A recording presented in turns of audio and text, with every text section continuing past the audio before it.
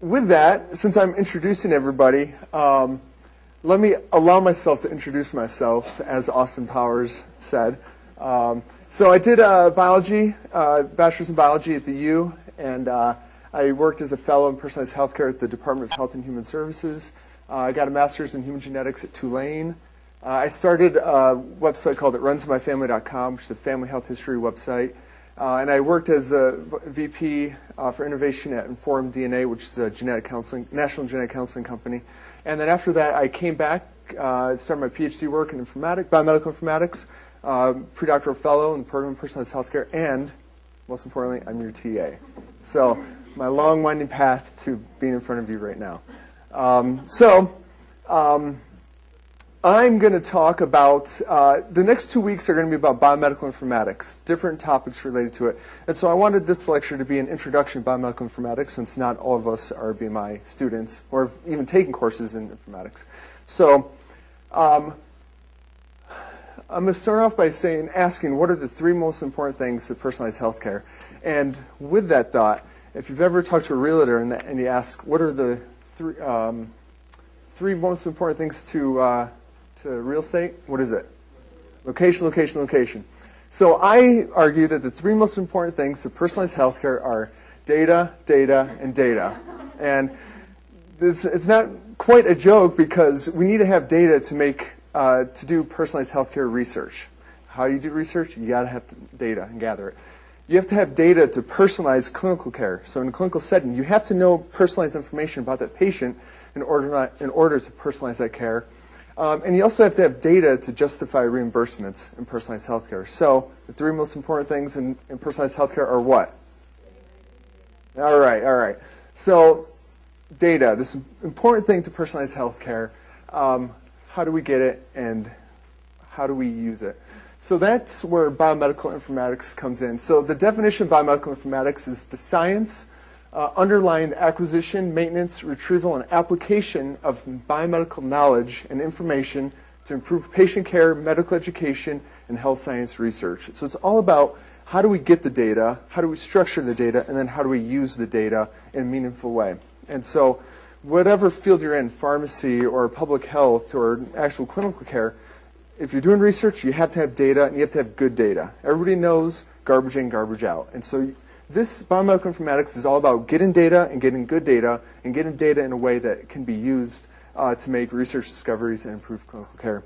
And the fundamental theorem of biomedical informatics is that with the advent of computer and computer technology, that the combination of the computer with the human brain is greater than the human by itself. And we can look at this in all facets of healthcare, but imagine doing the genetic research without the aid of computer tools or computer aid. Or imagine trying to keep track of volumes and volumes of patient data. Well, we do it in a lot of clinical settings without an EHR, but how much easier is it with an EHR? So underlying all of this is computers aiding doctors in the human brain to achieve more than we can do without computers. And notice that it's not computers greater than the human, but it's human plus the computer is greater than the human alone. What informatics is not. We do not sit in a dark room someplace trying to fix computers. That's not us.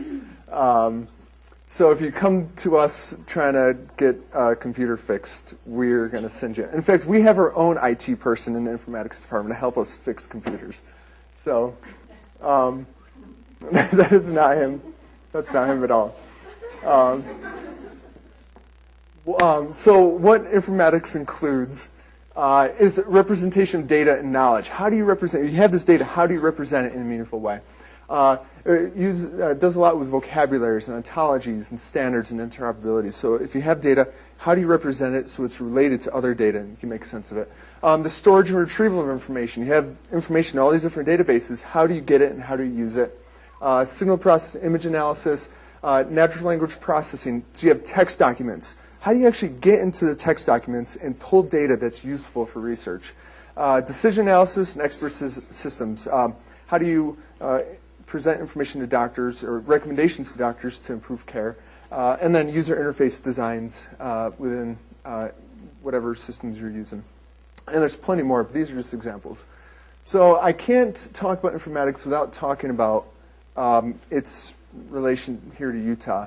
And there's this man, Homer Warner, who just passed away a few months ago, unfortunately. But he was really the father of informatics, and he was a local. He's from Utah. He was hired at, he has an MD and PhD, and he's an all-around genius. And he came back and worked at LDS Hospital in the 1950s and really started looking at how do we use computers. This is a computer, by the way, that has much less computing power than this right here.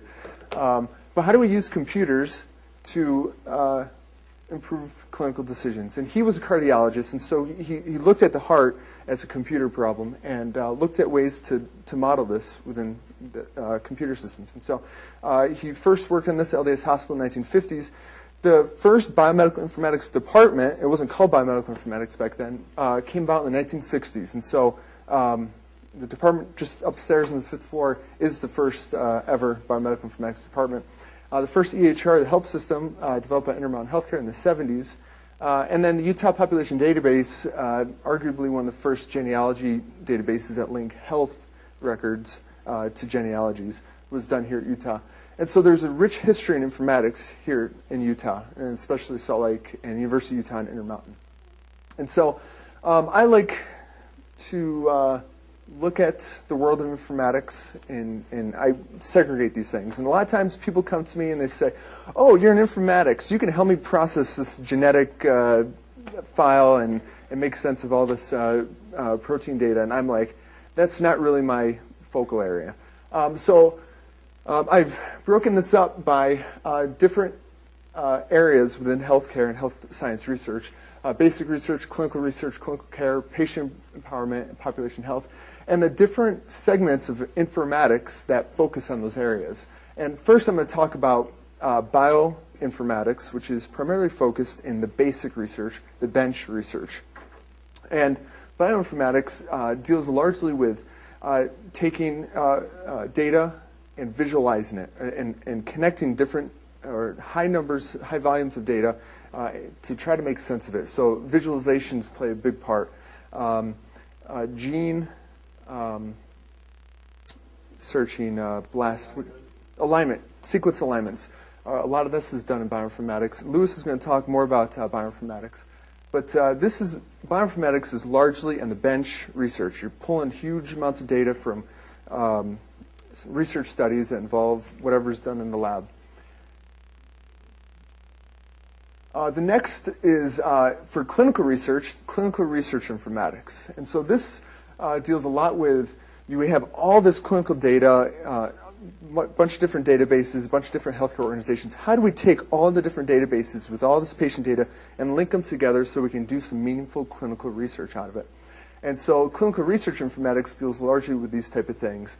And they also have tools, natural language processing, to pull data out of text documents. Data mining plays a big role in data mining electronic health records.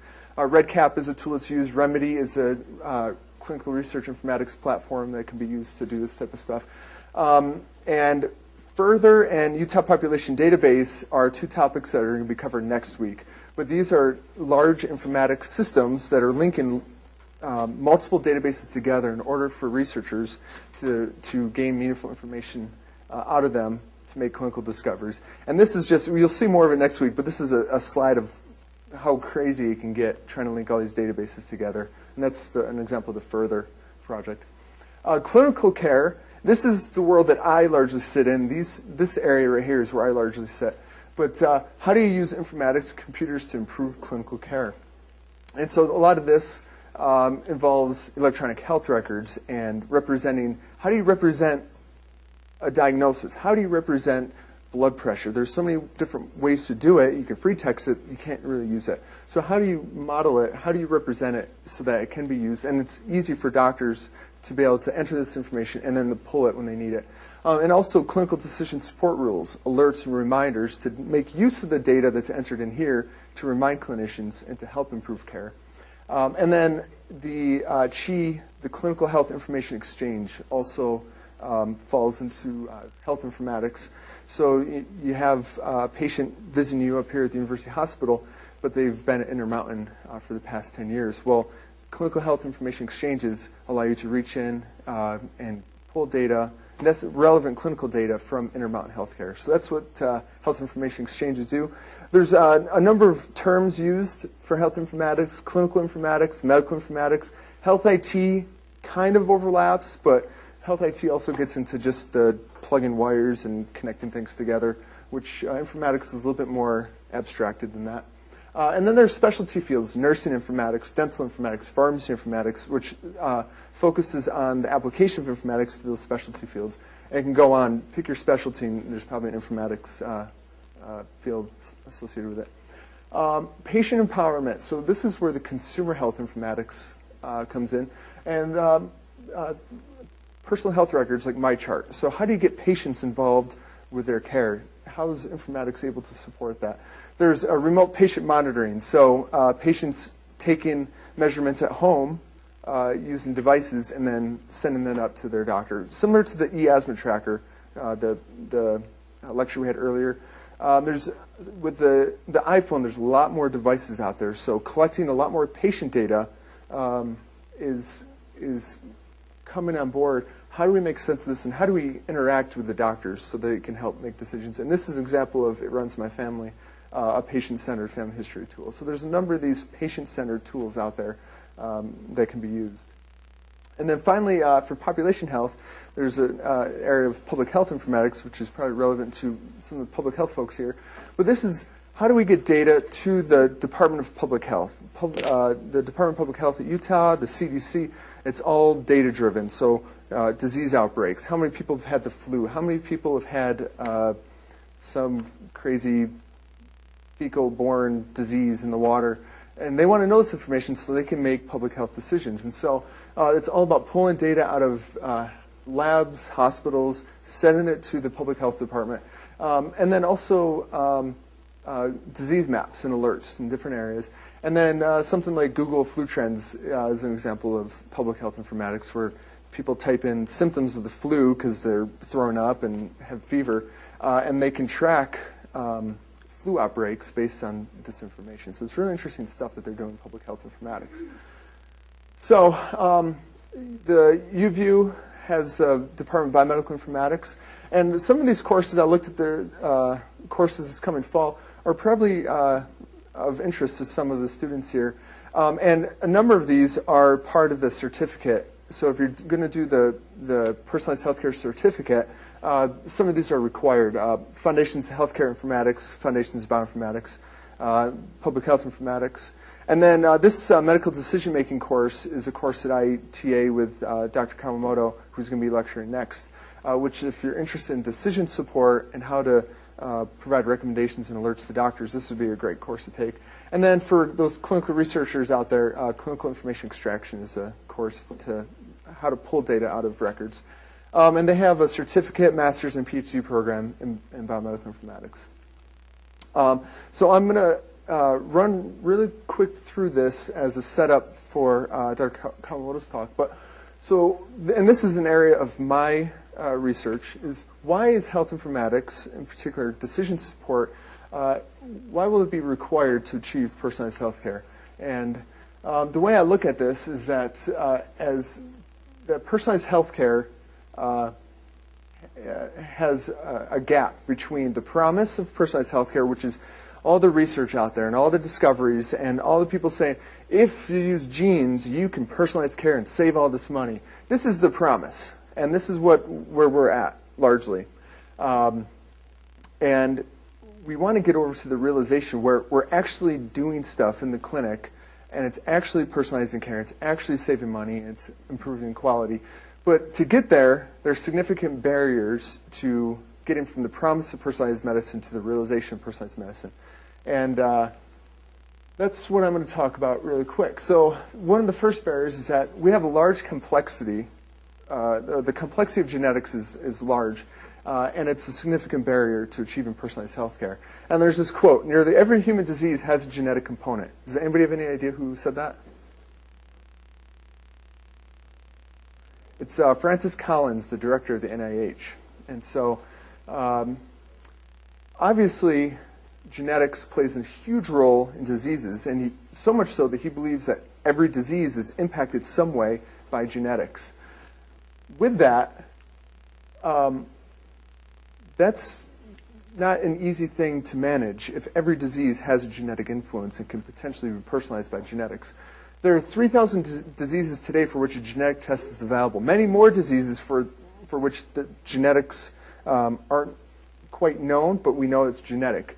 For those gene tests that are available, there are 1,200 variants within the gene, the APC gene that causes colon cancer, and about 2,000 variants within the cystic fibrosis gene.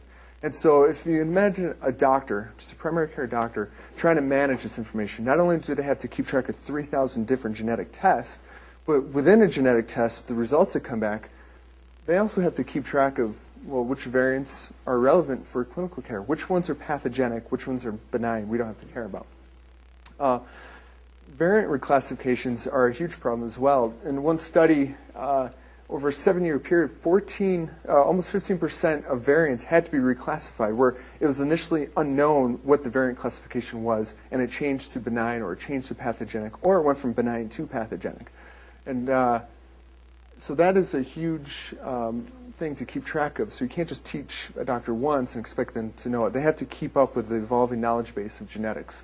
And on top of that, within genetics, you have all these things that you have to deal with: point mutations, deletions, tandem repeats, inversions, complex variants, post-transcriptional modification, copy number variants, epistasis, pleiotropy, a number of genetic variations and influences that affect how genes influence disease and health. Furthermore, no longer is it just a single gene equals a single disease. In many of the common diseases, it involves a number of diseases impacting a pathway, or as just at a genetics conference, and they started calling them hairballs because there's so many interactions between genes and clinical environments that it's very complex to manage on their own. So on top of that, we have limited clinician proficiency in genetics, where it traditionally takes about 17 years to translate discoveries from bench to bedside. And these are just normal discoveries, like you should take Tylenol to help with heart conditions or whatever. And even of that, 50% of the recommendations are applied. So we have this limitation of how knowledge is translating from bench to bedside. But we feel with the complexity of genetics that this time and percent of successful translation is going to be much worse because of the additional complexity that's inherent in genetics. So clinicians have little or no formal training in genetics. Now, I know today there's a little bit more genetics education, but if you talk to a doctor that was trained back in the 60s and 70s, they had little to no training in genetics. And so a lot of it has had to have been learned on the job or after the fact. And of the doctors today who do get training in genetics, basic training in med school, it's limited to monogenetic diseases with simple inheritance patterns. So you learn about autosomal dominant, autosomal recessive. But we know that if genetics is impacting every disease today, that these monogenic disease patterns, inheritance patterns, aren't going to be very useful in a lot of clinical decisions today. Physicians today rate their knowledge of genetics as fair to poor. And so a number of studies have gone out and said, how comfortable are you with this? And this is how they rate themselves. And there's a number of more studies that confirm their poor knowledge in genetics, where they've given them simple questions. And a lot of it is related to monogenetic diseases and inheritance patterns. And they've shown that clinicians typically have poor knowledge and understanding of genetics. And med schools are unlikely to expand genetics education because they're already burdened with a number of competing demands on students' education.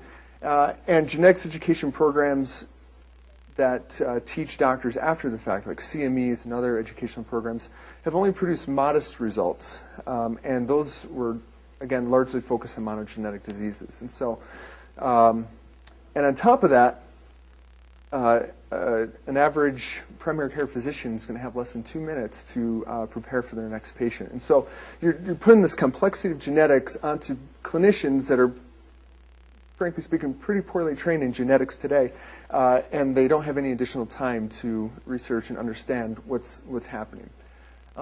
So you say, well, what about genetics professionals? What about genetic counselors? And so today there are only 1,200 medical geneticists in the country, which is about 1 per 262,000 people, U.S. citizens. There's about 3,000 genetic counselors, which is about 1 per 105 patients in the U.S. today.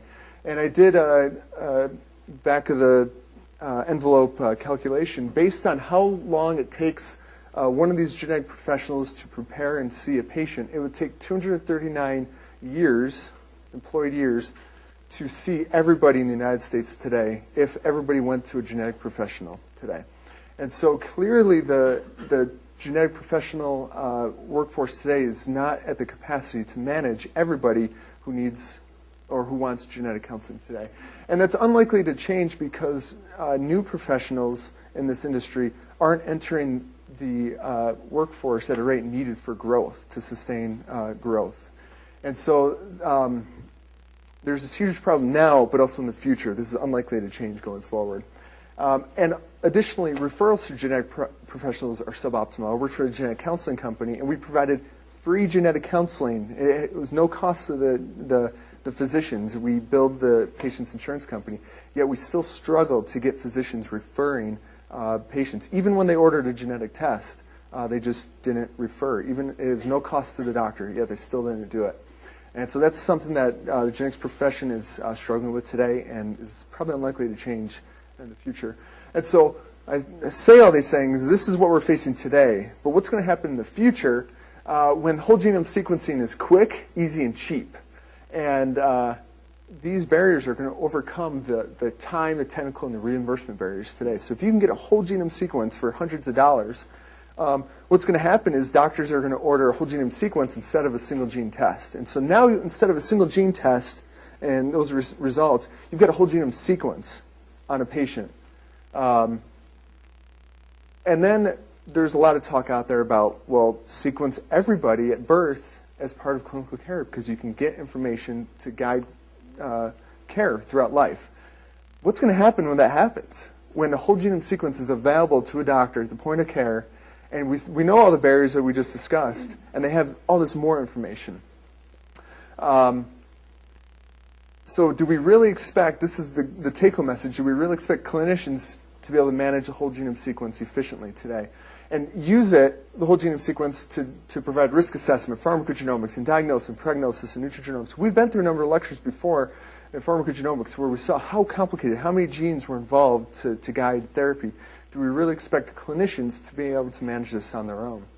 And so the bottom line is that genetics in health is complicated.